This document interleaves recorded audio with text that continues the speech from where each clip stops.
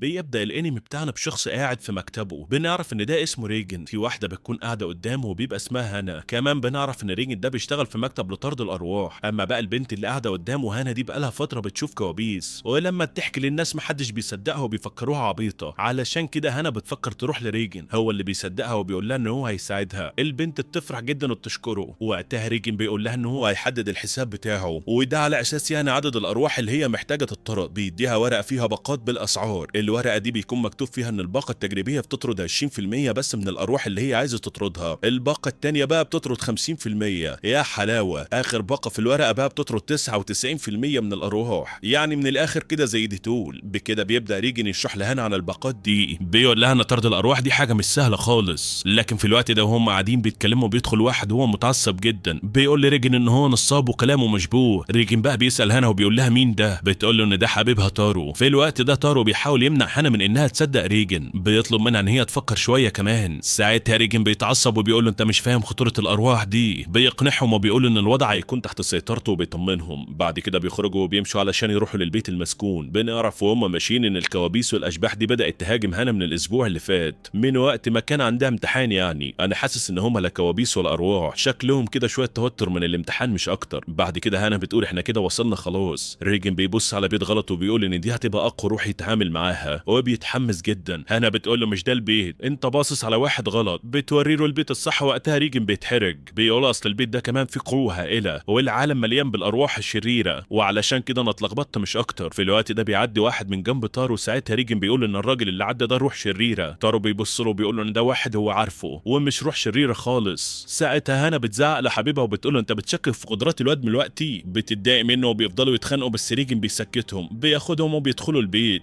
اول ما بيدخلوا ريجن بيقول لهم المكان ده مليان ارواح شريره. بيقعد يشرح لهم حاجات مرعبه. شكل صاحبنا ده نصاب يا جدعان. هانا بتكون مصدقاه، بس تارو بيقول له انت مخادع ونصاب، وما بيكونش مصدقه خالص. فجاه بيقول ريجن ان الروح دي هتظهر دلوقتي. فعلا اول ما بيقول كده الروح بتظهر. هانا بتخاف وبتقول ان ده هو الشخص اللي كان بيظهر لها في احلامها فعلا. ساعتها تارو بيبدا يصدق ويخاف. ريجن بيقول لهم ما تقلقوش انا هتصرف. بيستخدم تقنيه اسمها نسر الملح، اللي هو عندنا يعني كده زي اللي بيرشوا الملح بالظبط. بنعرف ان دي التقنيه الخاصه بريجن، وهي عباره عن ان هو بيرش الملح في كل مكان. ما جبتش حاجه من عندي اهو. فعلا بيعمل كده، بس الروح دي ما بتتاثرش خالص. بتقول ان ده مجرد ملح طعام عادي، ده بيتباع في كل المحلات. ريجن بيتصدم وبيقول هو انا الوحيد اللي كنت بفكر ان الارواح ضعيفه قدام الملح. اول ما ريجن ما بيعرفش يخلص على الروح بيطلع وبيكلم واحد اسمه موب. بيجي موب وبيخلص على الروح، وبنعرف ان موب ده تلميذ ريجن. بعد كده بيروح موب وريجن المكتب. ريجن بيحاسب موب وبيقول له ان ده مبلغ صغير علشان الروح كانت ضعيفه. الواد بيعترض، فريجن بيزعق له بيقول له يا ده انا اللي معلمك، احمد ربنا ان انا اديتك فلوس اصلا. بعد كده بقى بنشوف موب وهو قاعد بياكل مع عيلته، ومن قوته المعلقه بتتكسر في ايده. امه بتقول له انت جاي علينا بخساره يا ابني، كل شويه بوظ لي المعالق بتاعتي. المعالق دي من ايام الفرح. بتتعصب عليه، بس ابوه واخوه بيكونوا واقفين معاه. تاني يوم بيروح موب المدرسه، ولما بيخلص بيتصل عليه ريجن بيقول له روح للمحطه علشان في شغل هناك كتير. موب بيروح لريجن وبيوصلوا عند المحطه، وهناك ريجن بيقول له ان المكان ده خطير، اللي بيدخل فيه ما بيطلعش كالعاده. يعني بيكون عامل نفسه جامد وهو اصلا ما بيعرفش يعمل حاجه خالص. على الله حكايته. بيدخلوا هما الاثنين النفق، وموب بيقول ان هو حاسس ان في اكتر من 12 روح هنا، وهم هيظهروا دلوقتي كمان. في نفس الثانيه المكان بيتملي بارواح بتحاصرهم. موب بيبدا يخلص على الارواح دي بسرعه جدا. ريجن بقى بيكون بيتمشى وما بيعملش اي حاجه. فعلا بيلاقي روح ضخمه قدامه وبيفكر ان ده تمثال. موب بيقول له ان ده زعيم الارواح. الزعيم بيكون لسه هيهجم على ريجن، فبيدخل موب وبيطلع طاقه قويه جدا. بيضرب الزعيم ده بس ما بيرضاش يخلص عليه. بيكتفي بان هو يخلي حجمه صغير جدا. ريجن بيتعصب وبيقول له يموته. موب بيقول له انا عايز اعرف منه معلومات. ساعتها الزعيم بيقول ان كل اللي هو خلص عليهم دول مش هم القوه الاساسيه، والزعيم الحقيقي لسه جوه في اخر النفق. بس الروح اللي جوه دي محدش بيقدر عليها خالص. موب ساعتها ما بيهتمش بالكلام وبيدخل. ريجن بيفضل ينادي عليه بس هو بيكمل ولا بيعبره. بيدخل يقابل الزعيم، واول ما بيشوفه بيستخدم قوته وبيخلص عليه في ثانيه، وبيخرج عادي جدا كمان. يا سلام عليك يا ابني. ريجن بيتصدم والزعيم الصغير من قوه موب الهائله. الزعيم بيعرف ان ريجن مجرد واحد فاشل، وبعد كده بيخرج موب وريجن. موب بيسال ريجن هو ليه ما عملش اي حاجه وخلاه هو اللي يموت كل الارواح. ريجن اتوتر كده وقال له اصل الارواح ده ضعيفه جدا على واحد زيي، انا يا ابني بهاجم الارواح القويه بس. وزي ما بيقولوا عندنا خليك مع الكذاب لحد باب البيت. بيمشوا هما الاثنين وبيروحوا ياكلوا. تاني يوم بيكون موب في المدرسه وبيخلص وبيروح المكتب عند ريجن. هناك بيكون في واحد قاعد مع ريجن وبيقول له ان دراعه بيوجعه. ريجن بيضحك عليه كده وبيقول له ان ده بسبب تعويذه. بيقوم يعمل له مساج في دراعه وفي جسمه. وقتها الراجل بيحس ان الوجع راح. انا مش عارف هو شغال دكتور علاج طبيعي ولا طارد ارواح، بس ما علينا. يعني ريجن ساعتها بيروحوا بيتناقش مع صاحبنا، بيشوفوا يعني سعر طرد طرد الروح دي، بس موب بيقول له ان ما كانش فيه روح اصلا. ريجن بيتعصب وبيقول لموب يروح يحاسب الحاله. بعد كده بيروحوا علشان ياكلوا. موب بقى بيتريق على ريجن وبيقول له انت بتعمل مساج حلو. ريجن بيقول له اكيد طبعا، بس كل ده بسبب الروحانيات اللي انا عارفها. موب وقتها بيقول له انا حاسس ان انا قوتي كبيره قوي ومختلفه كمان، القوه دي بتزيد بسرعه جدا، وشايف كمان ان انا مش محتاج اكون تلميذ عندك خالص، انا هفتح لي مكتب لوحدي. ساعتها ريجن بيقعد يفكر في ان موب بيقول كده علشان الفلوس اللي بياخدها قليله، وممكن يكون عارف ان هو واحد نصاب ومش بتاع روحانيات. موب بقى بيقطع تفكير ريجن وبيقول له ان هو عايز يجرب حاجات كتير زي الناس اللي في سنه، من الاخر كده عايز يكون حر ويجيب بيه قمايه ويخمس بيها. ريجن بيقول له ايه الحاجات دي؟ موب بقى بيرد عليه وبيقول له انا مش عارف. وقتها ريجن بيقنعه وبيقول له انا شايف ان الحياه اللي انت عايشها دلوقتي دي افضل حياه ليك، انت بتشتغل معايا وبتاخد فلوس وبتصرف على نفسك. في الوقت ده بيكون في المدرسه في نادي للتخاطر، النادي ده مكون من 5 اشخاص، بس في واحد منهم بيسيب النادي. ساعتها بنعرف ان النادي ده لازم يكون عدد الناس اللي فيه 5، ولو قل عن كده هيتقفل. ال4 اشخاص بيكونوا قاعدين وبيدخل عليهم مدير مجلس الطلبه، بيعرفهم ان هم لو ما جابوش حد مكان اللي مشى لحد يوم الجمعه هو هيقفل النادي ده. الفريق بقى بيقعدوا يفكروا هيجيبوا مين معاهم دلوقتي. بعد اليوم الدراسي ما بيخلص بيروح الفريق علشان يدوروا على حد يكون معاهم، بس ما بيلاقوش حد فبيتضايقوا جدا. فجأة كده واحد فيهم بيفتكر موب، بيقول ازاي ده ما جاش في تفكيري لحد دلوقتي. بيعرفهم ان موب لسه ما دخلش اي فريق، بيروح له على طول وبيعرفوا على الفريق وبيعرفوا على المديره بتاعتهم واللي بيكون اسمها تومي. تومي بتعرض عليه ان هو ينضم للفريق بتاعهم. موب بيقول لها انا مش هعرف انضم، فبتتعصب جدا. بتساله عن السبب، بيقول لها يا بنت انا بشتغل في مكتب لطرد الارواح. ساعتها واحد من الفريق بيقول ان موب مشهور بان هو عنده قوه خاصه. تومي بتقول ان هو ياجل شغله في المكتب، بيوافق على طول وبيكلم ريجن وبيعرفه ان هو هيتاخر علشان هينضم الفريق ولازم يفضل معاهم لنهايه اليوم كمان. ريجن بيقول انا مش موافق على الكلام ده، هتيجي ولا اخصم منك نص يوم. في الوقت ده بتتدخل تومي وبتتكلم مع ريجن، بتقول له ان موب لازم ينضم للفريق بتاعهم. ريجن بيقول لها موب ما بيحبش الرياضه ومش هينفع ينضم للفريق. تومي بتقول له ده مش فريق رياضه، ده فريق تخاطر. قال لها يا بنت اعتبريني جاهل وقولي لي يعني ايه تخاطر اصلا. قالت له بص بالبلدي كده احنا بنهتم بتخاطر الارواح، موب هيقدر يساعدنا وهنستفاد منه كمان، ده غير ان هو هيستفاد من الكلام ده. بتقول له انت مش عايز ينضم معانا علشان يفضل معاك لان انت ما بتعرفش تعمل حاجه، موب هو اللي بيعمل كل شغلك. ريجن بيتعصب من كلامها جدا، بس ساعتها تومي بتعيط لان كده النادي بتاعهم هيتقفل. موب بيشوف الوضع كده وبيقول لريجن ان هو لازم ينضم ليهم، بيصعبوا عليه من الاخر يعني. ريجن بيقول ان هم عايزين يستغلوه علشان النادي بتاعهم ما يتقفلش، دول يا ابني ناس فاشله ما عندهمش شغلانه. ساعتها موب بيقتنع وبيقول للفريق ان هو هيروح لريجن. تحس الواد موب صاحبنا ده كده ما عندوش شخصيه خالص. بس في واحد من الفريق ساعتها بيقول له على فكره تومي شاطره في التخاطر وهم فعلا مش عايزين يستغلوه. وقتها موب بيقول لهم ان هو هيفكر في الموضوع وهيرد عليهم. بعد كده موب صاحبنا بيروح لريجن وبيكونوا رايحين لمدرسه بنات علشان بيحصل فيها حاجات غريبه، بيتنكروا كده وبيلبسوا لبس بنات وبيوصلوا عند المدرسه. اول ما بييجوا يدخلوا ريجن بيتفتش بس موب بيعرف يدخل، بيطلع علشان يروح للبنات اللي كانوا مبلغين. فعلا بيروح لهم وبيتكلم معاهم، بيقول لهم ان هو من مكتب الاستشارات اللي هم كلموه، بس دول ما بيكونوش البنات اللي بلغوا. بيعملوا معاه مشكله بس البنات اللي بلغوا بيشوفوه، بينادوا عليه وبيعتذروا له عن اللي حصل. موب بيسالهم عن السبب بتاع البلاغ بتاعهم، بيقولوا له ان هم بيلاحظوا ان المكتبه فيها حاجات بتختفي وترجع، وكمان بيسمعوا صوت اغاني فجاه، وبيشوفوا الهدوم بتتحرك لوحدها في اوضه الملابس. موب وقتها بيقول لهم ان في روح في المدرسه. البنات وقتها بتقلق لان ده طالب زيهم، بيكونوا مش مقتنعين ان هو يقدر يخرج الروح دي، بيسيبوه وبيبداوا يدوروا على الروح. فجاه بيسمعوا صوت بنت بتصرخ وبتقول لهم ان كان في حاجه بتبص عليها. ساعتها بيقول لهم موب ما تقلقوش انا هجيب الروح دي. بيقدر ان هو يوصل للروح وبيعرف ان هي في النادي. بيقول للبنات محدش يقرب منها. بيدخل هو النادي وبيشوف الروح وهي واقفه عند الكوره، بيبدا يستخدم قوته علشان يخلص عليها، بس باين كده ان دي بتكون روح صعبه شويه. بتاخد واحده من البنات كتهديد، موب بينقذها وبيحارب الروح لحد ما بيقدر في الاخر يخلص عليها. وقتها البنات بيروحوا يشكروه على اللي هو عمله. تاني يوم بيروح موب لفريق التخاطر علشان ينضم معاهم، بيفرحوا جدا وبيوصل مدير مجلس الطلبه، بيكون رايح علشان يقفل النادي ده ويحط فريق تاني مكانه. تومي ساعتها بتقول له انسى، ده موب هينضم للفريق معانا والفريق اكتمل خلاص. المدير ساعتها بيقول لموب يفكر لانه كده هيضيع وقته في الفريق ده، وده لان الفريق فاشل وما بيعملش حاجه. موب بيقعد يفكر شويه في احلامه، وفي الوقت ده بيقعد يفتكر لما كان صغير كان بيعمل كل حاجه علشان يرضي حبيبته، بس هي سابته في الاخر علشان واحد اقوى منه. وقتها بيقرر ان هو ينضم للنادي التاني واللي هو نادي كمال الاجسام. وبعد ما صاحبنا انضم لفريق كمال الاجسام بيقول لي نفس القدره الروحانيه اللي عندي دي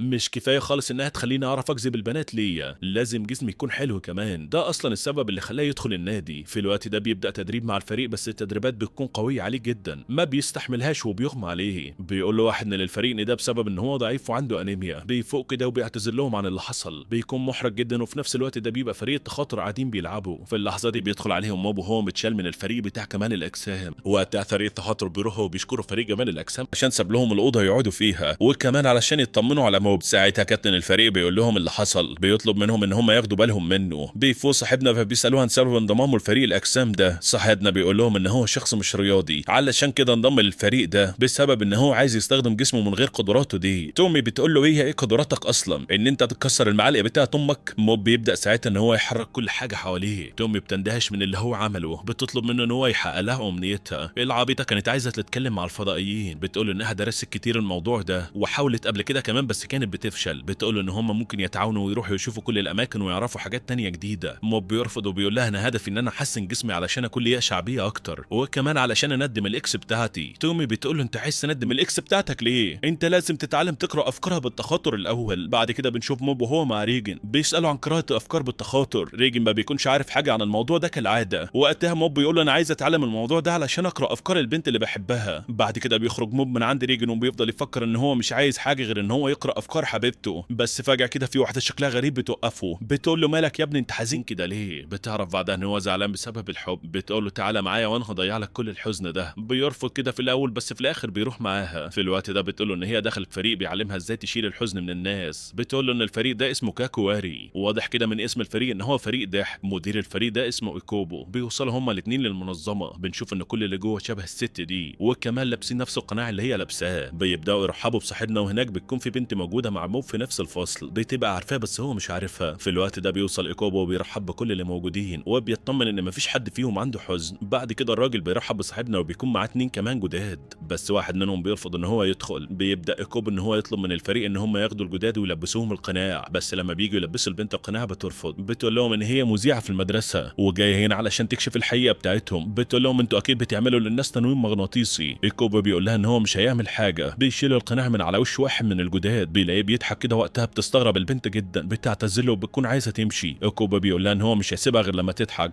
البنت بتقول له انت رخم ولا انا مش عايز اضحك اصلا. في اللحظه دي بيلبسها واحد من الفريق القناع وهي بتقلعه على طول، بس بيكون التنويم عمل مفعوله معاها. بتكون عايزه تضحك بس بتفضل تمنع نفسها. موب وقتها بيقول لهم انتوا لو هدفكم ان انا اضحك فانا مش عايز الضحك، انا عايز البنت اللي انا بحبها تحبني. بيقلع القناع وبيمشي وبيكون الكل مستغرب هو ازاي ما ضحكش. ساعتها ايكوبو بيسال الست اللي جابته وبيقول لها مين ده. بتحكي له الست اللي حصل. وقتها بيقول ايكوبو ان موب لازم يضحك علشان يقدر يجذب حبيبته، بس صاحبنا بيكون مصمم ان هو يمشي. ايكوبو بيقول له قبل ما تمشي لازم تعمل تحدي الاول مع 3 من الفريق. التحدي ان انتوا هتشربوا اللبن واللي يضحك ويوقع اللبن يبقى هو اللي خسران. البنت وقتها بتقول لموب ان دي خدعه بس ما بتعرفش تسيطر عليه. بيبدا التحدي بينهم وصاحبنا هو اللي بيكسب. ايكوبو ساعتها بيقلق كده لان دي الطريقه الوحيده اللي كان هينشر بيها الفكره بتاعته، بس كده في حد الفكره ما اثرتش عليه. بيقرر وقتها ان موب يتحداه هو. بيبدا التحدي وبيكون ايكوبو عامل خدعه تخلي موب يوقع هو اللبن الاول. ايكوبو بيفضل يحاول يخلي موب يضحك بس ما بيقدرش. بيكتشف ساعتها ان موب عنده قدره روحانيه. في الوقت ده بيبدا يفكره بحبيبته وبيقول انه لازم يضحك علشان تقرب منه. ساعتها موب بيقعد يفتكر ايام الطفوله لما اصحابه كانوا بيتكلموا معاه على ان هو ما بيضحكش زيهم، وان حبيبته كانت دايما بتقول له حاول تحس باي موقف بيحصل لك. موب بيكون بيفكر في ان هو لو خرج مشاعره القوه بتاعته هتظهر. في نفس الوقت ده بيكون ايكوبو خايف جدا من موب. بيطلب من الفريق ان هو يخلص عليه، بس في الوقت ده موب بيتعصب جدا. القوه بتاعته بتزيد اكتر وبيضربهم كلهم. طبعا ايكوبو هو كمان بيخرج كل القوه بتاعته، بيحاول يخلص عليه لكن ما بيعرفش. موب بيقول له انا خرجت مشاعري زي ما انت قلت. بيحصل ساعتها معركه بينهم وبيفوز فيها صاحبنا. بعد كده بيروح عند ريجن وبيحكي له كل اللي حصل. ريجن بيقول له انت ما كنتش حاسس بنفسك وقتها. موب بيكون زعلان لان هو دمر الفريق، بس ريجن بيقول له انت انقذت ناس ما كانش في حد هيعرف ينقذهم. تاني يوم بيصحى علشان يروح مدرسته بس بيلاقي روح صغيره قدامه. بتساله انت جاهز نكمل اليوم مع بعض؟ في الوقت ده بنشوف شباب بيتخانقوا مع بعض علشان كل واحد فيهم بيكون عاوز هو اللي يسيطر على كل حاجه. وقتها بنشوف موب بيقوم من النوم وبيمسك الروح اللي معاه وبيضربها علشان يتاكد ان هو مش في حلم، بس الروح بتقول له انت ما بتحلمش، انت على فكره صاحي. بيسالها عن الشخص اللي كان هو مفكره في الحلم. بتقول له ان ده ايكوبو اللي كان في الفريق اللي موب انتصر عليه. موب بيقول ان ده معناه ان هو لسه ما ماتش، بيكون لسه هيخلص عليه، بس ايكوبو بيوقفه. بيطلب منه ان هو يسمعه الاول. بيبدا يتكلم وبيقول ان كل واحد عنده هدف في حياته، وهو هدفه ان هو يسيطر على العالم كله. موب بيساله هو ده السبب اللي خلاك تعمل الفريق ده؟ ايكوبو بيقول له ايوه، وانا شايف ان احنا نساعد بعض بما ان كل واحد فينا عنده هدف عايز يوصل له. صاحبنا ما بيقتنعش وبيكون عايز يخلص عليه. ايكوبو بيقنعه ان هو هيسيبه ومش هيعمل حاجه. بيوافق موب وبيقول له ان هو هيفكر ولحد ما يخلص تفكير ما يعملش اي حاجه. طبعا ايكوبو بيوافق، بس بمجرد ما موب بيبص الناحيه الثانيه بيضحك ايكوبو ضحكه شريره. في اللحظه دي بيدخل عليهم اخو موب، بيقول له ان امه بتنادي عليهم على الاكل. ولما بيخرج اخو موب ايكوبو بيقول لموب ان اخوه شكله طيب. بعد كده بنشوف ايكوبو هو رايح مع موب المدرسه. بنروح في الوقت ده لاخو موب ان بيكون مروح من المدرسه وبتوقفوا البنت اللي كانت مع موب. ايوه هي نفس البنت اللي لما كانوا في الفريق. بتتعرف عليه وبتقول له ان هي زميله اخوه في الفصل. وقتها نواد بيفكر ان هي عايزه تاخد معلومات عن قوه اخوه، بس هي بتكون عايزه تعرفه معلومات وبتديله صور. في الوقت ده بيكون ريجن لسه مكمل في شغل النصب بتاعه وشغلان في طرد الارواح من صوره. في اللحظه دي بيدخل موب وبيكون معاه كوبو، الا اول ما بيشوفه بيستغرب ازاي ده معند موب. بيعرف ان هو بيستغل موب وبيقول ان ده ممكن يساعده علشان يقدر يسيطر على موب اسرع. صاحبنا بيتكلم مع ريجن وبيقول ان الروح دي متعلقه فيه من الصبح وهو مش عارف يعمل ايه فيها. طبعا ريجن ما بيقدرش يشوف حاجه لانه مزيف. ده يقول له ان الروح دي قوتها ضعيفه لدرجه ان انا مش شايفها. وقتها موب بيقول للروح ان هو مش هيخلص عليها. بنروح لاخو موب بقى اللي بيكون مع البنت، بيعرف ان قوه اخوه موجوده معاه من وقت ما اتولد،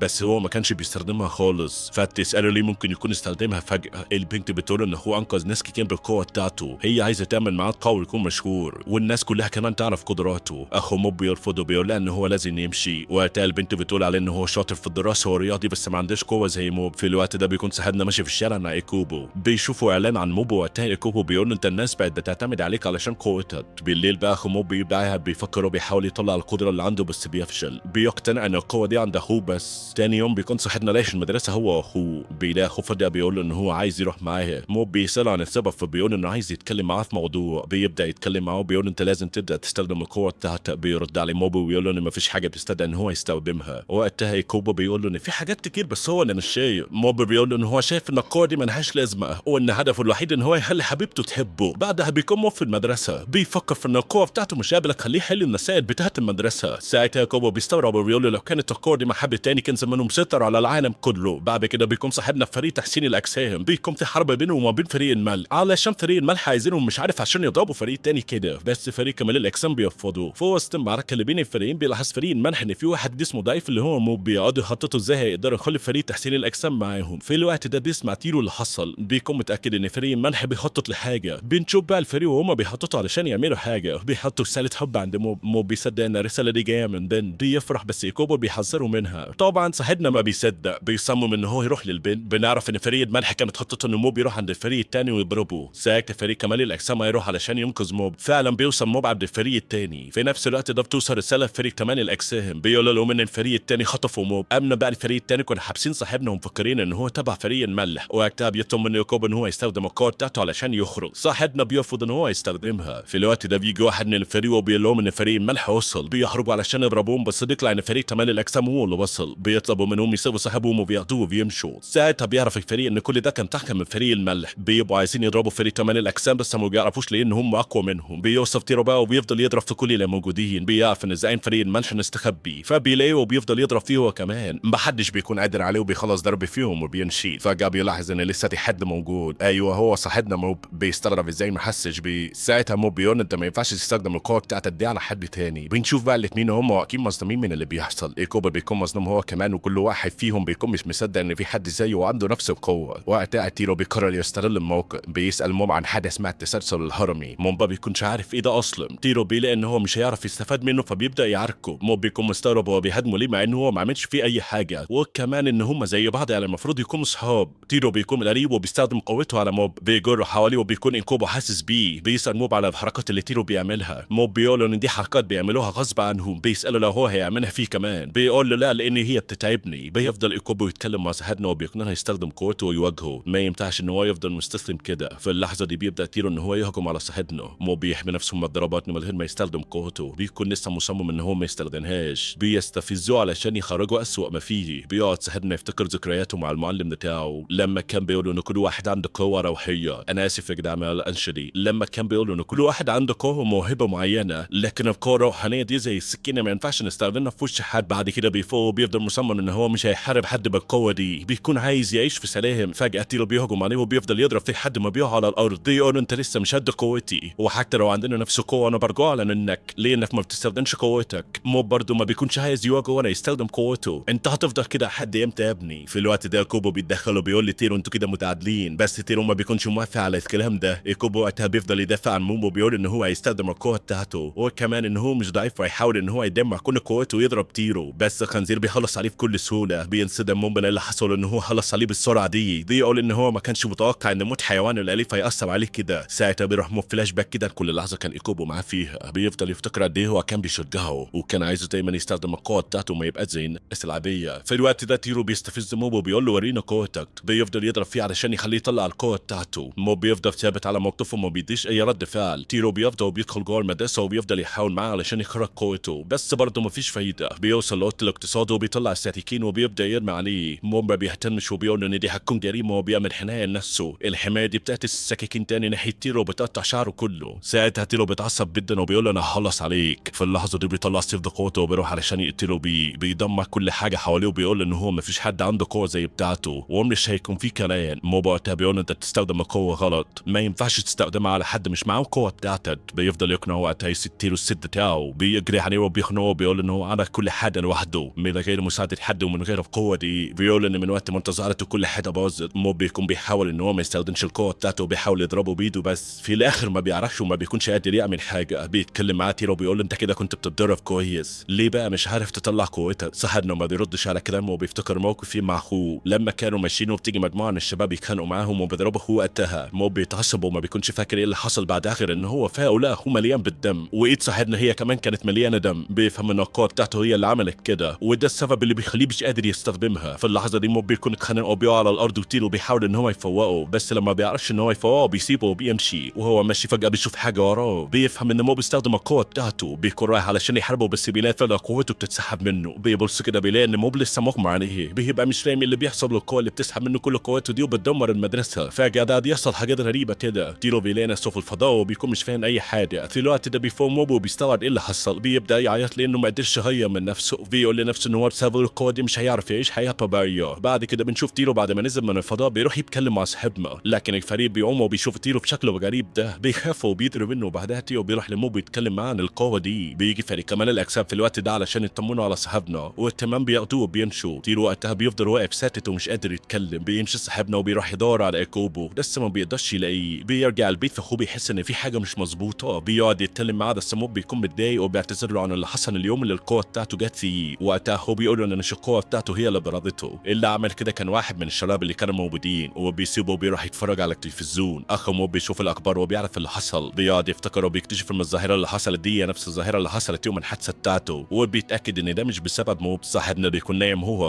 اخوه بقى كان بيحلم لما كانوا صغيرين وهو بيستخدم القوه بتاعته. بيساله هو لما يكبر هيكون زيه ولا لا. موب بيرد عليه وبيقول انه اكيد هيقدر. بيصحى موب وبيروح يشرب ميه وبيفضل باصص لها كتير وفي دماغه ان هو بيحاول يحركها بقوته زي اخوه، بس دي في يعني كالعاده. تاني يوم بيكون موب مع ريجن في المكتب. بيبقى في حاله جديده موجوده وعايزه ريجن يرجع روح ابوه المتوفي. استغفر الله العظيم يا هني. طبعا ريجن مصاب وما بيعرفش يعمل حاجه، بس بيكمل في كدبه وبيمثل ان هو يرجع روح ابوه الواد. بيكون الواد ده اسمه هويتشي، او انه بيشوف ابوه بيطمن عليه وبيقول ان هو كمان كان مفكر ان هو مش هيشوفه تاني. بيلاقي ان ابوه بيتكلم اللغه اليابانيه وبيساله هتعلمها ازاي. ريجن وقتها بيقلق وبيخفي روح ابوه الواد فجاه. بيمثل ان هو اتفصل وعلشان كده الروح سابته. ساعتها هويتشي بيتعصب عليه وبيقول يرجع روح تاني. ريجن بيقول له الموضوع مش سهل، كل ده بياخد وقت. بيساله انت ابوك منين؟ هويتشي بيقول ان هو من امريكا. وقتها ريجن بيقول ان كل اللغات بتتحول لليابانيه وان ده نظام جديد ومحدش يقدر يغيره. حاسسهم بيتحولوا لليابانيه علشان احنا بس بنلخص انمي. هويتشي بيقول له الكلام ده مش مهم، انا عايز اتكلم معاه عربي. بيرجع ريجن تاني المصب بتاعه. بيعمل ان هو بيرجع روح ابوه تاني وبيخلي الواد يتكلم معاه. وقتها هويتشي بيتكلم معاه وبيقول له لما كان صغير كان دايما بيلعب معاه وكان بيعمل له حركات من التلفزيون. ساعتها ريجن عمل حركه عبيطه كده علشان يقنعه ان ده ابوه. الواد وقتها اتعصب جدا وزعل ابوه ساله عن كلمه السر بتاعته في خزمه. ساعتها ريجن قعد يفكر شويه وقال له تقريبا كان عيد ميلادي. اتعصب هويتشي اكتر وطلع السكينه بتاعته وكان هيضربه. قال له ان هي مكونه من 10 كلمات، ازاي عيد ميلادك يعني؟ في الوقت ده كان ريجن لازم يتصرف وراح ضرب الواد لحد ما اغمى عليه. موب وقتها قال له انت عملت كده ليه؟ ريجن قال له من ده دفاع عن النفس. وقتها موب قعد يفكر كده، لو ده دفاع عن النفس يبقى لما حلق شعر تيرو كان بيدافع عن نفسه، وكل اللي حصل مع هاول امبارح كان دفاع عن نفسه مش اكتر. ريجن بيقول ان هو كان لازم يسيطر على كل ده، وكان موب بيقول ان كل ده بيحصل وهو غايب عن الوهري وكان قادر يتحكم في حاجه. بيقول ان هو خلاص مش عايز القوه دي تاني. ريجن بيقعد يقنعه ان القوه دي مميزه ولازم يستغلها. بيقول له خليك واثق فيها للاخر. في الوقت ده بيكون فريق المرحله في المدرسه قاعد يتكلم عن اللي حصل وان تيرو كان صعب حد يقدر عليه لحد ما ظهر موب وبيقولوا ان هم عايزين يكون الزعيم بتاعهم. بعد كده بتشوف موب وهو رايح المدرسه وبتتكلم مع البنت اللي كانت معاه وقت الحادثه. بتساله لو كان عمل الظاهره اللي حصلت دي. بيقول لها انا ما عملتش حاجه. قالت له الناس بتقول ان في واحد من الفريق اللي كانوا خاطفينك عنده نفس القدرات دي، ولما انتوا الاثنين اتجمعتوا مع بعض حصلت الظاهره. في الوقت ده بتكون تومي قاعده وبتسمعهم وبتقوم فجاه بتروح لهم كده وبتقول لهم وبيحكي لنا اللي حصل بالظبط. بعد ما بيحكي لنا كده تومي بتساله انت تقدر تشوف الفضائيين؟ بيقول لها ايوه. بتقول انت شفت فضائيين قبل كده؟ قال لها انا شفت واحد بس. قالت له خلاص احنا نتقابل بعد اليوم الدراسي ما يخلص ونروح ندور على الناس اللي عندها قوه زيك. بعد المدرسه بيتقابل فعلا وبيروح للفضاء بيحاول يكتشف كل حاجه، وبعد ما بيرجعوا بيكون طريق الملح واقف مع طريق كمان الاجسام. بيسالوا عن موبو وبيتخانقوا مع بعض. في اللحظه دي بيجي موبو لما بيشوفوه بيعتذروا له عن اللي حصل بسببهم. واحد منهم بيحاول يشرح له اللي حصل بس الزعيم بيضربه. في الوقت ده بيكون موبو واقف وشايف كل اللي بيحصل. بيفتكر لما كان في اجتماع لأعضاء المدرسه وهو بيقول لهم ان المدرسه مقسومه لفريقين ولازم نحط قواعد علشان المدرسه تكون احسن. فعلا بيقفوا على رايه وبيقول لنفسه ان فعلا ده الحل. بعدها بنشوفه هو ماشي في الشارع وفي واحد بيقابله بيقول له ان هو لازم يستخدم القوه بتاعته ما يكونش زي اخوه. بيجي له كارت كده فيه عنوان لمعمل ابحاث المعمل ده هو اللي هيساعده. في الوقت ده موبو وتومي بيكونوا لسه بيدوروا على الاشخاص اللي عندهم قوه زي موب. ساعتها بيروح اخ موب لمعمل الانقاذ ده. بيشوف انها عماره عاديه وبيشوف نفس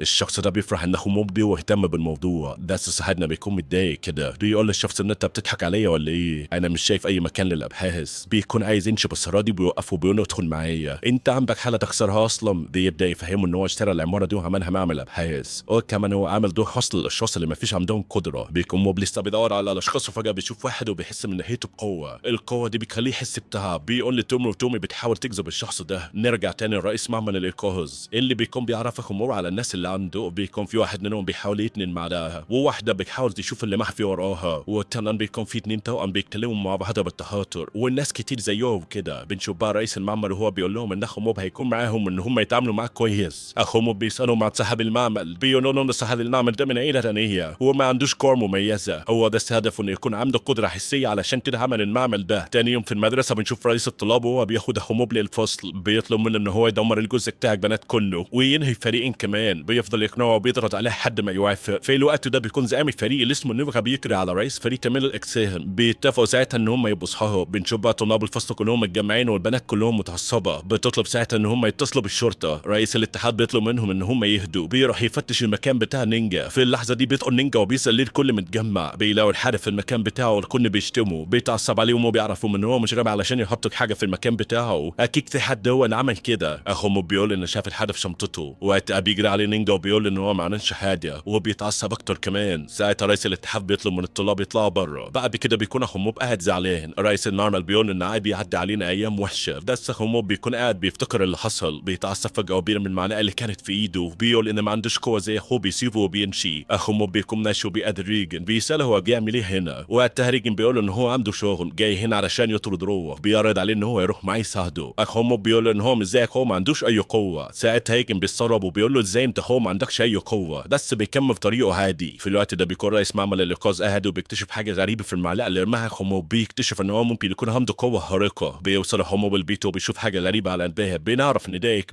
إيكوبو بقى بيشكر اخو موب ان هو لقاه وانقذه. بيعرفوا ان هو رجع للحياه تاني بس بقى توهه ضعيفه. علشان كده بيكون مش قادر انه يدخل البيت لان الارواح الضعيفه ما ينفعش تقرب لبيت حد عنده قوه زي قوه موب. بس اخو موب بيكون ما انقذوش اصلا. هو بس كان عايز يشوف ايه ده. بيبقى مش حابه وبيفضل يضرب فيه علشان يطلعه بره البيت. إيكوبو بيقول له انا صاحب اخوك. وكمان بيقول ان هو اللي ساعده يظهر القوه الروحانيه بتاعته. غير كده بقى هو شايف ان اخو موب عنده قوه هو كمان بس بيقول ان هو ما عندوش قوه. إيكوبو بيقول ان هو علشان شبه قادر يشوف ان هو عنده قوه والقوه دي ما حدش يقدر يشوفها غير اللي عندهم قوه روحانيه. ساعتها بيدخل اخو موب وبيطلع كل المعالق وبيجرب ان هو يتنيهم. إيكوبو بيكون بيتفرج عليه ومستغرب من ان هو بيعمله. اول ما الواد ما بيقدرش يتنيهم بيتعصب جدا. بياخد منه إيكوبو المعالق وبيقدر في ثواني يتنيهم كلهم. بيستغرب الواد وبيقول ازاي قدرت تعمل كده. إيكوبو بيقول انا اقدر اعمل اكتر من كده كمان وممكن اخليك اقوى من موب نفسه. الواد العبيط بيتحمس وبيقول ان هو فعلا عايز يكون زي اخوه. وقتها إيكوبو بيقول لازم تخليني اتحكم في جسمك علشان اخليك قوي. في الوقت ده بيكون موب قاعد بيتعشم على العيله. بيستغرب ان اخوه مش موجود معاهم. اخوه ساعتها بيكون قاعد بيتكلم مع إيكوبو. بيعرف منه ازاي يقدر يتحكم في القوه بتاعته. إيكوبو بيطلب منه ان هو يسترخي ويغمض عينيه. اول ما الواد بيعمل كده بيحاول إيكوبو ان هو يسيطر عليه. بيكون ده الهدف بتاعه الاول بس ما بيقدرش يسيطر عليه لان قوته بقت ضعيفه. تاني يوم في المدرسه بيكون اخو موب ورئيس الاتحاد ماشيين. بيقابلوا واحد من الفريق كده. اخو موب وقتها بيفتكر الكلام بتاع إيكوبو لما قال له ان هو يقدر يتحكم في اللي حواليه وكل ما يتحكم في حد قوته هتزيد. ساعتها اخو موب بيتهم الواد ده ان هو عمل حاجه وحشه في الفريق بتاعه رغم ان الواد ده شاطر. بس اخو موب بيوقع بينه وبين الفريق. بتحصل بينهم خناقه وبينتهي الفريق ده. بيروح الواد لإيكوبو بيقول له ان هو حاسس بالندم وكمان بيقول له ان الندم ده بيخليه اقوى. وقتها اخو موب بيساله هو ليه القوه بتاعته زادت وكمان بيساله هو يقدر يخفيها ولا لا. ساعتها إيكوبو كده بيبدا يقلق منه. بيروح بقى عند المدير بتاع معمل الانقاذ بيوريه القوه بتاعته وبيقول له ان القوه بتاعته بتزيد. مدير المعمل بيفرح جدا وبعد كده اخو موب بيمشي. وهو في الطريق بيشوف ناس من اللي كانوا في الفريق اللي هو قفله في المدرسه. بيسالوا انت ليه عملت معانا كده. الواد بيرد بيرد عليهم ببروت وده بيعصبهم جدا. بيبداوا يتخانقوا مع بعض والبلد بتكون بتتفرج عليهم. في بنت من اللي موجودين بتبدا تعجب بهموب وده بسبب قوته يعني. في الوقت ده كوبو بيشوفوه بيضرب العيال بيقلق، بس لما الواد بيشوفه بيقول له يمشي. فجاه بقى بيظهر تيرو لهموب وبيحذره، بيقول له ما تستخدمش القوه بتاعتك دي وعيش من غيرها احسن. الواد بيقول له ان هو مش محتاج النصيحه دي، ده غير انما اصلا مش محتاج نصيحه من واحد زيك. ساعتها كوبو بيحذر هموب من قوه تيرو، بس الواد ما بيفرقش معاها، بيكون واثق في قوته ومستعد ان هو يحاربه. فجاه تيرو بيجري على هموب وبيمسك ايده علشان يوري له قوته، بس تيجي رياح قويه وبتخلي تيرو يبعد عن الواد. بيكون هموب زعلان كده علشان خسر قدام حد. ساعتها كوبو بيروح له بيقول له ان كيرا عنده قوه زي بتاعت نوب وكمان اكتر من كده. وقتها الواد بيطلب من كوبو قوه ما يكسرش بيها قدام حد خالص. في الوقت ده بنشوف صاحبنا موبا وهو ماشي، في واحده كده بتوقفه وبتقول له تعالى معايا هوريك مزهريه. النظريه دي بتجيب الساعات في صاحبها، بتقعد تقنع فيه في ان هو يشتري النظريه دي. قال لا والله كان نفسي اشتريها بس معيش فكه. وقتها السديد بتاعه خط عليه وبتخليه يوقعها علشان يكسرها ويدفع ثمنها. بيوصف صاحب المكان وبيزعل لصاحبنا وبيطلب منه يدفع فلوس الحاجه اللي تكسرها. بس في اللحظه دي الموبايل بتاع موب بيرن، بيكون المعلم ريجن وبيقول له تعالى لي دلوقتي. ريجن ساعتها بيروح له وبيلاقي صاحب المحل عايز يدفعه 5 مليون ثمن الحاجات اللي اتكسرت. موب بيقول له خلاص انت كمان ادفع مليون على كل ضربه. بيفضل الراجل يضرب ريجن بيفضل يحسب كل ضرب اللي هو بيقدر لحد ما بيوصل ل 5 مليون. ساعتها بيقول له انت كده هات بحقك وزياده، وبيقوم واخد صاحبنا وماشي. بس وهو ماشي صاحب المكان بيقول له ان هو هيكون حظه وحش وهتحصل له كارثه. صاحبنا ساعتها بيرد عليه وبيقول له انه كان عنده حاله النهارده، وان بعد ما الحاله نشت في روح شريره بتجري وراها واحتمال تكون بتطاردهم دلوقتي. طبعا هم ما بيصدقوش وبيتريقوا، بس فجاه المكان كله بيتكسر فبيبداوا يصدقوه بيخافوا. بيمشوا اصحابنا الاثنين وبيروحوا علشان ياكلوا. ريجن بيقول لموب ان فكره الروح الشريره دي كانت حلوه. موب بيقول ان دي ما كانتش فكره ولا حاجه، كان في روح شريره بجد بتجري ورايا. ريجن حب يتوه في كان كده وبيقول ان هو فعلا شافها بس كالعاده يعني بيكذب. موب بقى يتكلم معاه على الناس المصابين دول، بيقول له يا عم دي ناس وحشه جدا. ريجن بيكرر جدا من كلامه بس بيقول له فعلا دول ناس وحشين لان هم ممكن يصدموا ناس كتير. في الوقت ده بيكون رئيس الاتحاد وموب بيحاولوا يصدموا بنتي كمان، بيكونوا عايزين يمشوها من المدرسه، بس مدير المدرسه بيزعل لمدير الاتحاد بيقول ان المدرسه دي مش بتاعتك علشان تتصرف فيها كده. رئيس الاتحاد بيتكلم مع موب وبيقول له احنا لسه قدامنا ناس كتير، الناس دي كلها احنا لازم نمشيهم وننظف المدرسه منهم. الواد بيقول له ان هو مش عايز يكمل. رئيس الاتحاد بيقنعه ان هم اتشهروا وبقى لهم سمعه كويسه وعلشان كده لازم يكملوا. ساعتها موب بيقول له ان هو موافق يعمل كده بس علشان الشهره. رئيس الاتحاد بيضحك كده ضحكه شريره وبيقول له اخترت صح. في الوقت ده بيكون فريق تهاتر قاعدين بيلعبوا. بيسال ساعتها توم وبيقولوا له انت شفت حد من اللي عندهم قوه قبل كده؟ بتقول لهم نعم ما شفتش وبتزعق لهم، بس زين كمال الاجسام بيزعق لها وبيقول ان هو مش عارف يسمع حاجه من صوتها. بيكون قاعد مع نينجا وبيقنعه ان هو يرجع للفصل بتاعه. نينجا بيقول له لا انا مش راجع، ما بقاش في حد بيحبني علشان ارجع. في اللحظه دي رئيس الاتحاد وحمو بيقول لنينجا انت بتعمل ايه هنا؟ وقتها رئيس كمال الاجسام بيرد وبيقول لهم على فكره نينجا ما عملش حاجه. رئيس الاتحاد بيقول له كلامك ده معناه ان انت من اللي واقفين مع نينجا. بيدخل واحد من المدرسه عليهم وبيقول لهم ان في حد غريب واقف قدام البوابه بتاعه المدرسه. بيشوفوا مين ده فبيطلع واحد من الزعماء اللي بيدوروا على السم الابيض. بنعرف ان ده الاسم اللي مو مشهور بيه، بس هو بيضربه وبيقول له ما يجيش هنا تاني. بعد كده بنشوف رئيس الاتحاد وبيكون مروح بيفكر ازاي مو بيقدر ان هو يضرب الزعيم اللي بالقوه دي. بس في اللحظه دي بيلاقي اصحاب الزعيم دول واقفين وراه بيسالوا لو كان السم الابيض ده هو اللي ضرب الزعيم. بيقول لهم يا جدعان انا ما اعرفش. بيقوموا بقى ماسكينه وضاربينه هو. بيروح تاني يوم عند حموبه بيعرفوا ان هو لازم يبطل يستخدم قوته، ده غير ان هو مش هيضحي بحياته علشان الزعماء كل شويه هيروحوا له ويضربوه. كان محيف لدرجه ان هو مش عايز ينزل من البيت، بس راد بيفضل وراه لحد ما بيقدر ان هو يدخل من الشباك وبيقعد يتكلم معاه. رئيس الاتحاد بيقول ان هو خلاص ما بقاش عايز يعمل حاجه. الواد قعد يعيط كده وصعب عليا. اخو مو بقى بيبقى واقف بيبص على المدرسه بيقول لنفسه ان كده هي نضفت خلاص. بعدها بيدخل واحد من الزعماء في معركه، تيرو بيكون واقف يتفرج والزعماء بيسالوا موب لو هو كان السم الابيض. بيقول لهم ايوه انا. وقتها بيعرف تيرو ان هو اللي بيحتل شخصيه اخوه. بيقول لنفسه ساعتها ان هو لازم نعرف موب. بتبتدي المعركه بين الواد والزعماء بيقدر ان هو يخلص عليهم كلهم. بيفرح كده لما بيكسبهم لوحده. في الوقت ده بيكون موب قاعد مع تومي، كانوا لسه بيدوروا على الاشخاص اللي عندهم قدرات. بنشوف تيرو بيدخل في اللحظه دي وبيقول لموب ان هو عايز يتكلم معاه. وفي الوقت ده بيقول ان في شخص واخد شخصيته وبيتعامل بيها. بياخده وبيروح عند موب. وقتها موب بيقول له اخو انت بتعمل ايه؟ ساعتها تيرو بيتصدم وبيعرف ان هو اخوه. صاحبنا بيقول له مين الناس دي؟ بيساله كمان مين اللي عمل فيهم كده. اخوه بيرد عليه وبيقول ان هو اللي عمل كده. موب بيستغرب وبيقول له ازاي قدرت تعمل كده فيهم؟ قال له انا بقى عندي قوه روحانيه كبيره. موب ما بيصدقوش. ساعتها الواد بيبدا يطلع قوته. في اللحظه دي كوبا بيقرر ان هو ينسحب لان هو مش هيقدر يحارب موب. موب بيشوفه وبيستغرب ان هو لسه عايش. اخو ساعتها بيكون بيحاول يطلع قوته بس هم ما بيتناقش معاه. بيبارك له على القوه بتاعته وبيقول له انت كان نفسك فيها من زمان. قال له يا عم انا لسه مكتشف القوه دي قريب، انا كنت بحاول اكتشفها من زمان وكنت بحاول اطلع القوه دي لكني كنت دايما بفشل. انا ما بقيتش اخاف منك زي الاول. موب وقتها بيقول ان كل اللي هو عايش فيه ده كده. بيروح راح يعتذر للناس اللي اخوه ضربهم. في الوقت ده بيكون في شخص مجهول واحد بيتابع اللي بيحصل، بيرد عليه واحد وبيقول له صور الهدف بتاعهم قبل ما يدبهوله علشان ما يجيبش حد تاني غير الهدف. بيصور الراجل اخو موبو ويبعت الصور، بيجي له رد ان هو ده الطفل المطلوب ودي نفس المواصفات اللي معمل الانقاذ انهى. بنعرف ان الراجل ده خطف كل اعضاء معمل الانقاذ. موب بيكون لسه بيعتذر للناس والزعيم بتاعهم بيكون عايز اخو موب يعتذر، بس هو ما بيرضاش. وقتها بيتدخل الشخص وقام ده بيضرب الواد وبيقول ان هو يتصرف معاه وكمان بياخده وبيمشي. بيرفضوا ساعتها فبتبدا بينهم معركه تانية. موب بيتدخل في الراجل وقام ده بيضربه وبعد كده بياخد اخوه وبيمشي، وقبل ما يمشي بيخلي العصابه كلها تعتذر لاخو موب. بعد شويه كده صاحبنا بيفوق وبيستخدم قوته علشان يحاول يجري ويلحق هو الراجل الغامض ده. فعلا بيقدر ان هو يوصل لهم بس الشخص الغامض بيضربه. وقتها صاحبنا بيقول في نفسه كده ان ما ينفعش يستخدم قوته على الناس، بس هو مضطر يعمل كده دلوقتي. بيستخدم القوه بتاعته لكن ما بيتاثرش في الروبيل. في الوقت ده بيرجع موب فلاش باك كده وبيفتكر ان هو شاف الشخص ده وكان عارف ان هو عنده قوه عاليه. الشخص ده بيمسك موب وبيفضل يضرب فيه واخوه بيكون خايف عليه جدا. بيقول له يا عم اللي عليك وقف داره. الراجل بيتعصب ويقوم جايبه هو كمان وبيضربه معاه. في الوقت ده بيكون صاحبنا وصل لاخره في العصبيه، بيقوم تدا وبيضرب الراجل ده وبيبدا موب يستخدم قوه النار علشان يخلص عليه. المكان اللي حواليهم بيتحول لصحراء. بيفكر موب ان هو كده انتصر بس الراجل بيرجع تاني. بيضرب موب وبيقول له ان مهما كانت قوتك فمش هتأثر فيا. صاحبنا ما بيستسلمش وبيفضل يحاول يخلص منه لكن كل محاولاته كانت بلا فايده. في الوقت ده بيكون الكوبا بيتفرج وبيروح يجيب فريق يشجع موب، ولما التيشيرت بتاع الراجل الغامض ده بيظهر الناس بتعرف ان ده زعيم فريق الملح. بيحذروا موب وبيقولوا له ان هو معاه سكينه. في اللحظه دي الراجل بيهجم على صاحبنا بس موب بيدي رد فعل سريع جدا، بيعمل حمايه على نفسه والراجل ما بيقدرش يخترق الحاجز لحد ما بيقرر يشيل الحاجز وبيقول ان هو عارف هو مين. بيقول ان هو عارف هو مين وشاف وشه هيخلص عليه. الراجل لما بيسمع موب بيخاف جدا، بياخد موب وبيجري. بعد كده الناس كلها بتروح تشكر موب لكن هو ما بيردش عليهم، بيكون اصلا مغمى عليه. ساعتها بيجي تيرو بيقول لهم ان هم يسيبوه. ايكوبا بيقول ان الراجل اخد موب وهرب. في الوقت ده بنروح نشوف ريجن اللي بيكون قاعد في المكتب وهو معاه الحاله جديده وبيفضل وبينصب عليها كالعاده، بس المره دي بيكون مفيش روح وبيعالج الست عادي. ريجن بيفرح جدا ان هو عالج بس بيبقى مستغرب ان موب اتاخر على الشغل وما داش لسه. صاحبنا بيكون نايم وبيحلم باخوه. بيفوق فجاه وبيسال تيرو بيقول له احنا فين. تيرو بيقول ان هم في بيته وبيكون معاهم ايكوبو. موب بيشوفه وبيساله عن اللي حصل لما كان ايكوبو مع اخوه كده. بيقول له انا ما اعرفش حد من اللي كانوا موجودين. ساعتها تيرو بيتدخل وبيقول لموب ان هو عارف الناس دي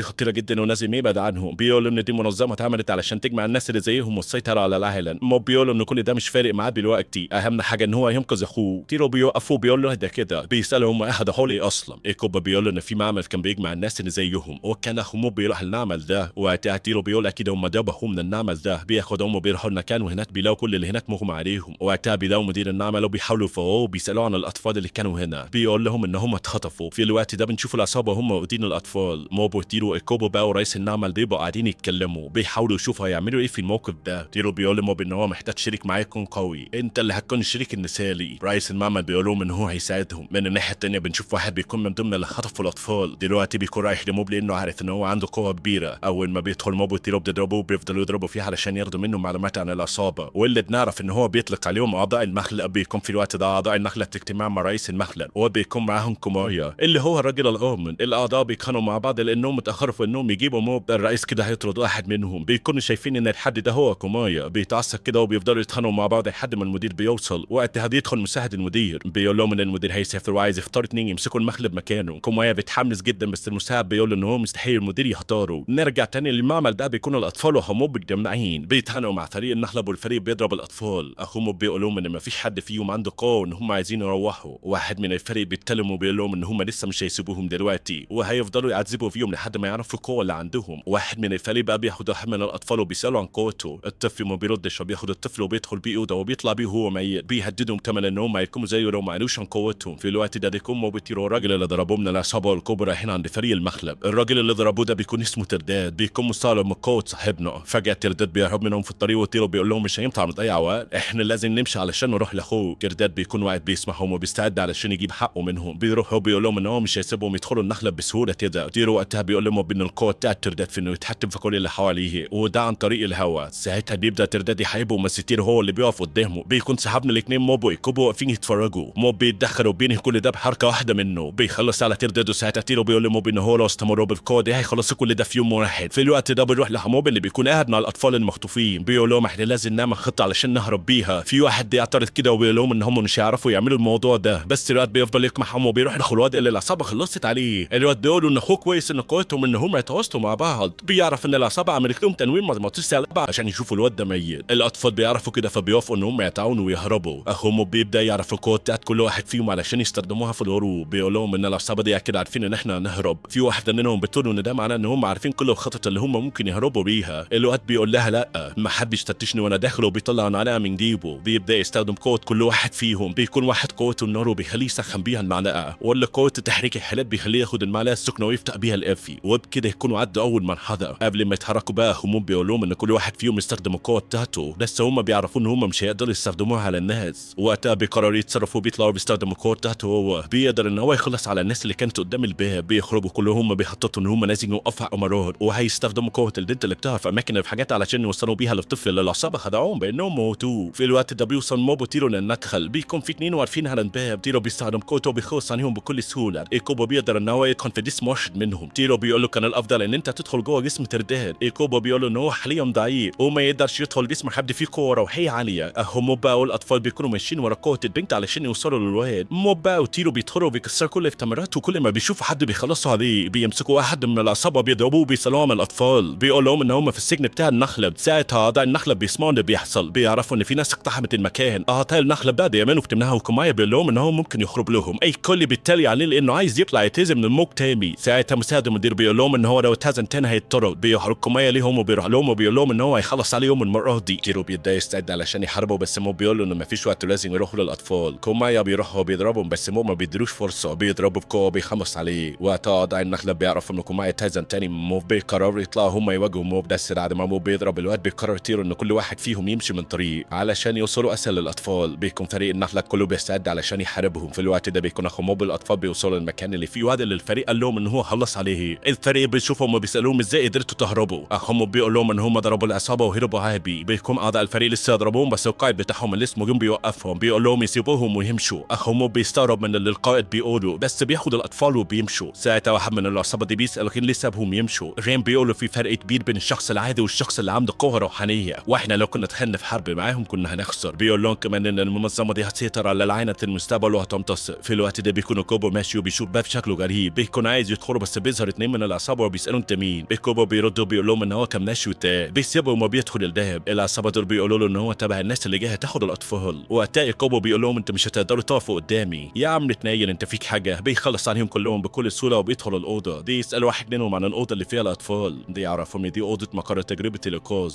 بيستغرب كوبو لما بيلاقي الاوضه فيها الات تعذيب. الوقت بيقولوا ان الالم اللي بيخلي القوه بتاعتهم تظهر. بيقعد كوبو يستكشف الاوضه كده. تيرو وقتها بيكون بيضرب اعضاء العصابه اللي بتظهر قدامه. بيسالهم عن الاطفال، واحد منهم بيقولوا ان هم كانوا في السجن بس هربوا من شويه. بيمشي تيرو علشان يروح يشوف الاطفال، بس هو ماشي بيقوم واحد منهم وبيضربه. وكان بيقول انا رفض امر بتجنن المكان كله. بنعرف ان الشخص ده هو واحد من اعضاء النخبه، وقوه ان هو بيقدر يتحكم في النهر. بيبداوا يحاربوا بعض، وتيرو بيعمل حاجز بيحمي نفسه لحد ما بيقدر ان هو يخلي النار تنعكس على الراجل، وكمان بتولع فيه. بيقوم تيرو بيقول لهم ان في حد قوي زيه. بيطفي النار من عليه وبيسيبه وبيمشي. فجاه بيظهر له واحد كانوا بيقول ان هو اقوى منه. بيطلع السيف بتاعه. بيكون تيرو مستعد ان هو يضربه، بس بيظهر واحد كمان وبيضرب تيرو وبيغمى عليه. بيكون في الوقت ده واقف في مكان كله العاب. هموب الاطفال بيكونوا قدروا يوصلوا للباب اللي هيخرجوا منه. العصابه بتشوفهم وقتها، وهموب بيخلص عليهم بسرعه وبيقول لهم ان هم ضعفاء. بيظهر بقى شخص تاني وبيقول لهم ان هو مش من ضمن العصابه. الحرب بتبدا معاهم فجاه. وقتها هموب بيطلب من الاطفال يمشوا وهو هيقوم بيهم لوحده. بيقرب منه كده بيقول له انا مش خايف علشان انا عارف حد اقوى منك. ساعتها الشخص بيعرف ان ده هموب. بياخدوا كراهين علشان يقدر يوصل لصاحبنا واللي معاه. صاحبنا مو بقى بتكون صاحبه الالعاب دي بنت من ضمن اعضاء العصابه. بتشوف ان مو كسر العابها فبتتعصب جدا. بتروح تضربه، بس صاحبنا ما بيكونش عارف يضربها علشان هي بنت، والمعلم بتاعه كان قايل له ناس وراكب في الدنيا هو الراجل اللي ممكن يضرب ست، بس دي تستاهل تتضرب. في الوقت ده بيكون كوبو بيهرب من روح شريره، لان اللي ظهر ده كانت قوه ان هو ياخد الارواح الشريره ويخليها حيوانات اليفه. ودلوقتي الارواح دي بتطرده. بيقول لكوبو ان الجسم اللي هو فيه ينهار منه. في الوقت ده الارواح الشريره بتتجمع حوالين الشخص ده، بس قبل ما يهجم الشخص ده على صاحبنا بيطلع كوبو من الجسم وبيهرب من الانتان. وقتها بيطلب من الارواح ان هي تروح تمسك كوبو. الارواح ما بيقدروش ان هم يخرجوا منه. كوبو بيكون عارف ان ده هيحصل علشان كده بيستخبى. بيطلع فجاه لما الارواح ما بتقدرش تطلع، بس بيتصدم لما بيلاقي ان الشخص ده معاه ارواح تانية كتير. نروح لموب بعد ما اضطر ان هو يضرب البنت اللي في فريق المخلب وخلص عليها كمان. بيفضل يخلص على اي حد بيجي قدامه. وبعدها بيروح علشان يدور على اخوه. بيفضل يدور عليه حد ما بيلاقيه على الارض مغمى عليه. بيطمن ان هو لسه عايش وبيحاول يساعد ان هو يقف، بس فجاه بيظهر واحد من العصابه بيكون عايز يخلص على صاحبنا. موب ساعتها بيطلع كل قوته وبيضربه. ده يخلص عليه وبعدها بيقع على الارض بيغمى عليه. في الوقت ده بيكون اعضاء العصابه متجمعين. المساعده بتقول لهم ان موب خلص على 7 اشخاص من 10. بيدخل لهم الشخص اللي كان بيحارب يحارب كوبو، بيقول لهم ان هو قدر يتحكم في كوبو خلاص. للوقت ده بيكون ريجن بيتصل على موب بس ما بيردش عليه، بيتضايقوا بعدين نشوفوه بيركب تاكسي. بعد ما بيوصل المكان ان هو رايح بيلاقي دي غابه مرعبه لدرجه ان سواق التاكسي بيحط منه وبيسيبه وبيمشي بسرعه، ده حتى ما بياخدش الحساب بتاعه. وقال طلع نصاب من كل النواحي يا جدعان. نروح بقى الموب اللي بيكون مغمى عليه وبيحلم بهو لما كانوا صغيرين وكده وتاهوا في الصحراء. موب ما عرفش يعمل حاجه وكان بيرجع لنفس الطريق تاني كل شويه، بس اخره بيقولوا ما تقلقش. بيعرفوا ان هو كان قاتل لهم ان الحل بتمه في الشمال، ففضل يدور عليهم لحد ما وصل الحل. بيكون وقتها موب فخور جدا بيه. بعد شويه بيفوق موب وبيلاقي كيرو قدامه بيطمن عليه، بيساله عن اللي حصل بس موب يكون مش فاكر اي حاجه. بيشوف اخوه معاه فبيطمن، وكيرو بيقول له ان هم حاليا في اوضه مش هيقدروا يستخدموا قوتهم فيها. بس موب بيقول له هذا اخوه هيعرف يتصرف من غير قوه، انا واثق فيه عنه ما تقلقش. في الوقت ده بيكون اعضاء النحله متجمعين وبيقولوا ان الاوضه دي كانت حل كويس علشان ما حدش منهم يعرف يستخدم القوه بتاعته. بتكون خطتهم دلوقتي ان هم يعملوا مسح لدماغهم علشان يدمروا المخلب. في الوقت ده ريجن بيوصل عند المخلب واعضاء العصابه بيسالوا انت مين هو جاي هنا تعمل ايه كمان. ريجن بيسالهم ايه اللي حصل هنا فما بيرضوش يقولوا له. بيسالوا تانيين هو بيجي يطلع البطاقه بتاعته بس بيكون نساها، ما فيش منه منفعه يا جدعان. وقتها ريجن بيقول لهم ان لو كان حصل حاجه كان التابع بتاعه هيقول لاعضاء الفريق. بيستغربوا منه لان المساعد المخلب هو التابع للزعيم. ساعتها بيخمنوا ان هو ازاي واحد منهم بيطلع يعرف المساعد ان الزعيم وصل. بتستغرب ازاي هو قال انه رجع بعد شهر. ساعتها اعضاء الفريق كلهم بيبلغوا بعض ان الزعيم وصل. بيروح ريجن وبيحكوا له كل اللي حصل. اول ما بيعرف اللي عملوه مع الاطفال بيزعق لهم، بيقول لهم يتعاملوا معهم بطريقه حلوه. كل الاطفال بيفرحوا مع اعضاء الفريق وبيتعاملوا كويس معاهم. في الوقت ده بيكون موب قاعد هو واخوه تيرو بيفكروا في حل. اخوه موب بيعرفوا ان هم لازم يفضلوا مستعدين طول الوقت علشان هم اكيد هيجوا علشان يشوفوهم. ساعتها قوتهم هترجع تاني. بعد شويه بيسمعوا صوت بره كده وبيعرفوا ان هم جايين. اول لما ريجن بيدخل بيشوف موب بيساله هو بيعمل ايه هنا هو واخوه. موب بيكون مستغرب جدا من وجود ريجن. ريجن بيسال موب على تيرو وساعتها بيتصدم. تيرو ما بيكونش مصدق ان المعلم بتاع موب هو زعيم المخلل وان دي فرصه كويسه ليهم، فبيقوم يزعلوا وبيعرف ان هم محطوفين ومحبوسين هنا. بيبص ريجن كده للاعضاء الفريق وبيسالهم ليه عملوا كده. بيجي واحد منهم بيحكي له اللي حصل. وقتها موب بيفهم اللي حصل وبيعرف ان ريجن قدر يفضحهم وكمان يعرفهم ان هو الزعيم بتاعهم علشان ينقذوا. بيفرح جدا وبيطلب ريجن من الاعضاء ان هم يخرجوا موب اللي معاه وهو لازم يمشي دلوقتي. بس الفريق بيقولوا له مش هتروح لرئيسة الشعب قبل ما تعمل كده. بيقولوا لهم ان هو مش انه لازم يمشي. فجاه بتظهر بقى رئيسة الشعب وفريق النحلب وبيسالوا اعضاء الفريق على ريجن. اعضاء الفريق بيتصلوا لما بيعرفوا ان هو مش الزعيم. بيعرفوا ان ده ريجن اقوى طارد ارواح. في الوقت ده تبدا حرب بينهم كلهم. موب وتيرو بيروحوا ينقذوا ريجن. صاحبنا بيروح يحارب فريق النحلب. القوه بتاعت البنت اللي بتحاربه عباره عن ان هي بتتحكم في الجاذبيه، ودي بتكون حاجه صعبه جدا على موب. ما بيعرفش يقرب منها بس بيقدر ان هو يسيطر على نفسه ويحمي نفسه من قوتها لحد ما بيتدخل ريجن وبيضربها وبيخلص عليها. بيكون موب رايح يحارب باقي الفريق لكن ريجن بيوقفه. بيعرفوا ان هو قال له قبل كده ان ما ينفعش نستخدم القوه دي على الناس. كيرو وقتها بيكون سامحهم وبيقول ازاي في حد بيفكر كده. ريجن بيقول لهم كفايه وكده الفريق يحاربوه هم ما لهمش دعوه بحاجه. في الوقت ده كل واحد من اعضاء الفريق بيطلع القوه بتاعته علشان يحارب بيها. ده بتلقى رئيس الشعب وبتقول لهم انها هتموتهم. وقتها ريجن بيقول لموب انهم ما يهربوا وبيبداوا يجروا وهي بتستخدم القوه بتاعت التحكم في الجاذبيه وبتشدهم ليها. موب بيقدر يحمي نفسه وبيحمي ريجن وهي بتزود شد الجاذبيه اكتر. المكان كله بيتكسر وبيكون فريق معمل الانقاذ لسه واقف. كانوا بيتفرجوا وبتبدا حرب ما بين فريق النحلب وما بين فريق موب وريجن. بيفضلوا يحاربوا بعض وفريق موب بيطلب من موب يساعدهم. هو الوحيد اللي هيقدر يقف قدامهم ويحاربهم. ريجن بيرفض تديله بيعرف ان هم لو ما حاربوش كلهم هيموتوا. في الوقت ده رئيسة الشعب بتستفز موب وهو بيتعصب جدا. بيقرر ان هو يفضل محافظ على هدوءه بس فجاه اعضاء الفريق بيضربوا ريجن بالقلم. ساعتها صاحبنا ريجي في دماغه اول يوم راح في مكتب ريجن لما كان رايح علشان يطلب منه يساعد ان هو يقدر يتحكم في القوه بتاعته، وقال له ان هو بيقدر يشوف الارواح وبيقدر يطردهم. ريجن قعد يتكلم معاه وقال له انه لازم يتعامل بطيبه ويكون شخص لطيف ولازم يتحكم في قوته. بيقول ان هو هيساعده في الموضوع ده. فجاه كده بيفوق موب وبيكون الفريق خلصوا على ريجن خلاص. في الوقت ده بيبقى موب وصل لاقصى مراحله العصبيه. تيرو بيكون زعلان ان كل ده حصل له وموب بيكون خايف على اخوه. وقتها صاحبنا بيتكلم وبيقول لهم ان المعلم بتاعه كان بيقول له ان الهروب هو الحل الوحيد وهو علشان يحميهم لازم ان هو يحارب وينسى كل ده. بس هو مش هيعمل كده وهيسمع الكلام بتاع المعلم بتاعه. فجاه ريجن بيقوم تاني والكل بيتصدم ان هو لسه عايش. ريجن بيقول اللي قتله ازاي قدر يخلي سيف دلاستيك يعمل كده. بيسال عن الحل اللي استخدمه علشان يخلي السيف يكسر المكان. الواد بتاع السيف بيتعصب وبيقول ان هو هيقطع رقبته علشان يصدق. بيضربه بالسيف على رقبته لكن ما بيأثرش فيه. ما بيعملش اي حاجه حرفيا. ريجن بيمسك السيف وبيقول ان ما فيش حد كبير هنا هيكون فاضي يلعب بالالعاب البلاستيك دي. وبيقوم ماسك السيف ومكسره. وقتها صاحب الارواح بيبدا يجهز الروح الشريره بتاعته. ريجن بيحاف وبيطلب من موب يتصرف مع الروح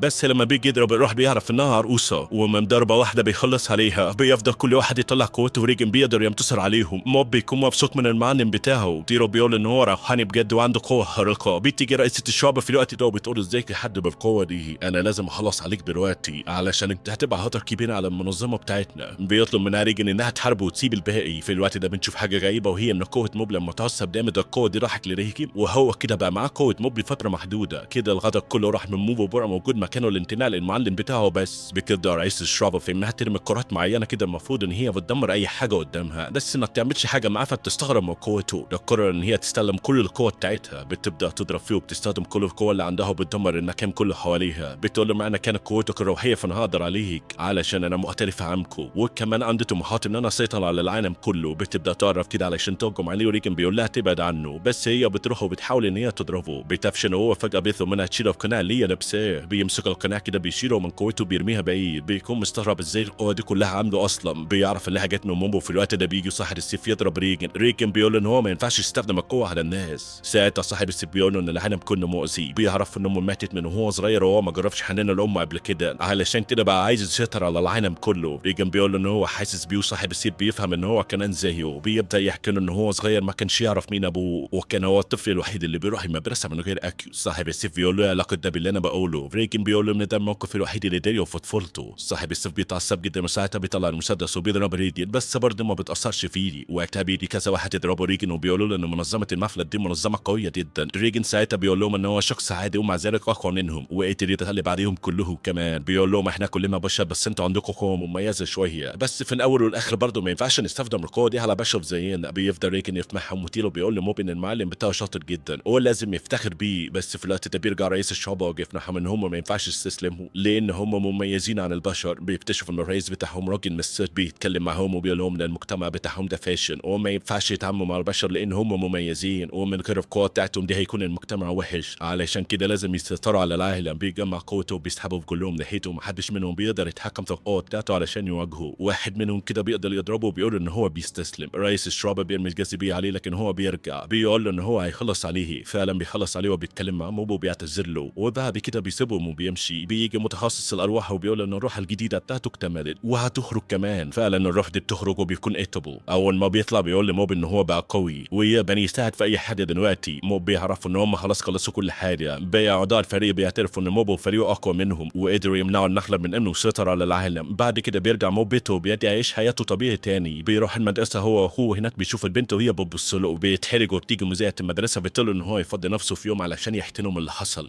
موب بقى بيكون قاعد مع مدير اتحاد الطلاب وبيقول ان هو كمان ندمان وعايز يعتذر لكل اللي اذاهم. فعلا بيروح يعتذر لهم. بيرجع صاحبنا العثري كمان للاجسام وبيكونوا بيدروا، وكالعاده موب بيكون تعبان بسبب الانيميا اللي عنده وبيغمى عليه. فريق التخاطر هم كمان بيكونوا لسه قاعدين بيدوروا على حد عنده قوه روحانيه. بيزعقوا لبعض ان ما حدش منهم وصل لحاجه. موب بيدخل عليهم وهو مغمى عليه وبيساعده تاني. الكوبا بقى بيروح عند ريجن المكتب، بيبلغوا ان موب مش هيقدر يجي يساعده لانه تعبان ومغمى عليه. ريجن بيطلب من الكوبا يساعده هو، فبيتعصب عليه الكوبا وبيرفض. بيقول لي يا عم انا اعرف شرير احترمني شويه. ريجن بيقول له ان هو خادم عند موب ولازم يساعده. في الوقت ده بيرجع فريق معمل الايقاظ تاني، بيسالوا المدير هو بعت لهم ايه. بيعرفوا ان مش هو اللي عايزهم، تيرو بيكون هو اللي عايزهم علشان عايز يطور من القدرات بتاعتهم علشان يقدروا يدافعوا عن نفسهم وكده. بيقول لهم ان هو هيعمل منظمه وهم بيوافقوا على الانضمام. بعد كده بنشوف ريجن بيتفرج على التلفزيون، بيشوف اعلان ان اللي يقدر يصطاد سلاحف هياخد مكافاه. بيرن ساعتها على موب وبيروح علشان يصطادوا. بيكون هو بيدور على الفطير بتاع السلاحف. بيفرح لما بيظهر لهم سلحفاه متوحشه. ريجن بيطلب من صاحبنا ان هو يخلص عليها. وقتها موب بيسمع كلامه. ريجن بقى بيجمع فطير بعدد كبير جدا، بيقول ان هو هيطبخه لما يهدي على المكتب. موب بيقول له طب والسلاحف اللي احنا اصطادناها؟ ريجن بيقول له ما فيش حاجه اسمها سلاحف متوحشه اصلا، بيكون في سلحفاه ماشي وراهم بس اصلا ما بيهتموش وبيمشوا. بيروحوا بقى علشان يطبخوا الفطر اللي هم دمعوه. والحب هنا بنتهي الانمي بتاعنا. اتمنى ان هو يكون عجبك. طبعا ما تنساش تشترك في القناه وتفعل جرس التنبيهات علشان يوصلك كل جديد، وحط لايك على السريع.